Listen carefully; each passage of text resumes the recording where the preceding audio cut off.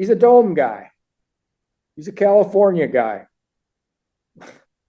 It's as if he was playing in a dome. He looked oblivious to all this stuff.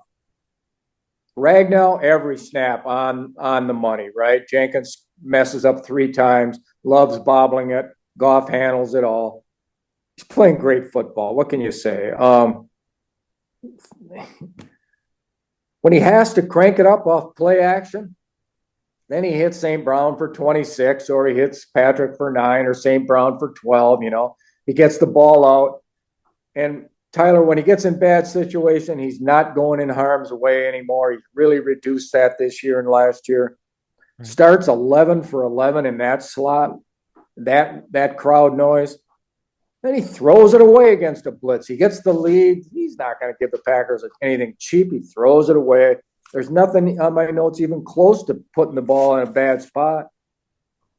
And he's got a great offensive coordinator who turned down head coaching interview chances this year to come back with Campbell. That's how they believe in the program over here. And then you got Campbell believing in them, and the guy, we ripped him last week for going for it on fourth. Now he does it here. 4th and goal from the 3, 4th and 1 on the 15, and he gets 2 touchdowns out of it, And he got that swag, man. And Campbell's so darn smart. He likes to play, kind of the rube, the cowboy hillbilly type guy. He's smart as heck. All right, that's it for the offense, Tyler. I watched the Bills game closely, like I mentioned earlier, and Josh Allen was unbelievable again. I mean, he's got a 21-yard touchdown run called back on a bogus holding penalty, and the touchdown to Quentin Morris out of this world. Fun as hell, as always, every Sunday. Carve out time to work Josh Allen into your life. And then you got Jared Goff, and you're not going to get any of those aesthetically pleasing theatrics. But I still think Jared Goff is the MVP of the NFL right now. You take everything into consideration with this game against this opponent in that stadium with that weather. Unlike Jordan Love, he was just in total command, start to finish, every play, just knowing exactly what he has to do, getting the ball where it needs to go. I mean, the numbers aren't jumping off the screen. 18 of 22 for 145, a touchdown, sacked once. I don't know, the eyeball test, and you're trying to think of which if the MVP race is between those two, I still kind of tilt Goff, even living here in Western New York, because I don't think there's another quarterback who just is an extension of the entire ethos of the team. Everything you just hit on is so true. Like the swag, not giving a damn what anybody thinks, what anybody says. We're playing our style of football. And I mean, Amon-Ra St. Brown walked into this game with a Green Bay sucks shirt, which, hey, I lived in Green Bay. I like it there. It's a great place. He's absolutely wrong. Spend a night with Kyle Cousineau at Fox Harbor Pub. It's a good time. The cheese curds are very good as well. I kind of miss it in many respects. I loved living out there. There was a point I was actually looking at houses, right? You remember. Yep. No, he's wrong. But, I mean, can you imagine like a Lions player from any other point of history doing something like that? I mean, they would get laughed out of the stadium. And Jared Goff, in his own way, kind of exudes the same type of swagger. They all of this off of that brutal NFC Championship loss, the kind of game that can break a team.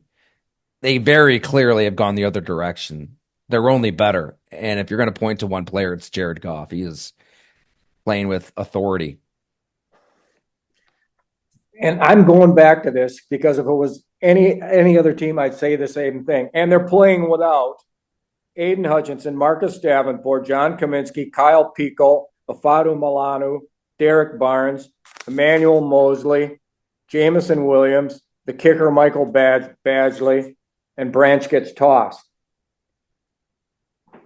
Green Bay's got almost everybody all season long. It's been that way. Now, here they didn't. Myers hurt, Alexander to a degree, and Williams to a degree. And they go into Green Bay and win this game like this. All right, let's go to the defense, okay, T? Aaron Glenn. Well, I thought he did an unreal job in this game. Um, he got hammered by Jacobs early, but he just kept calling things that were just excellent.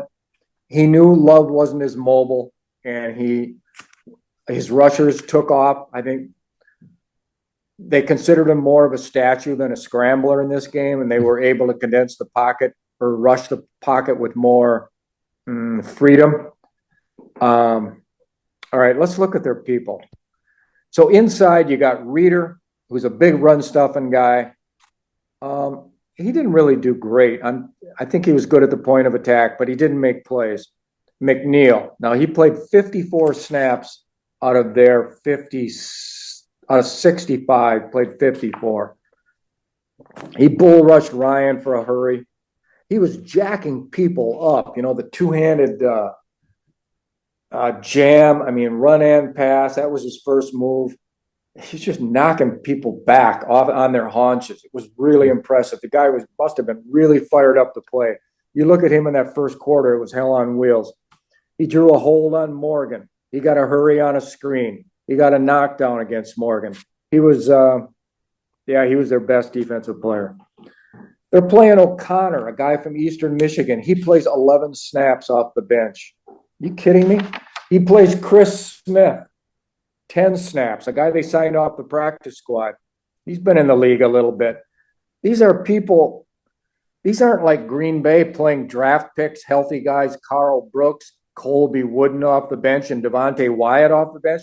These are just bodies.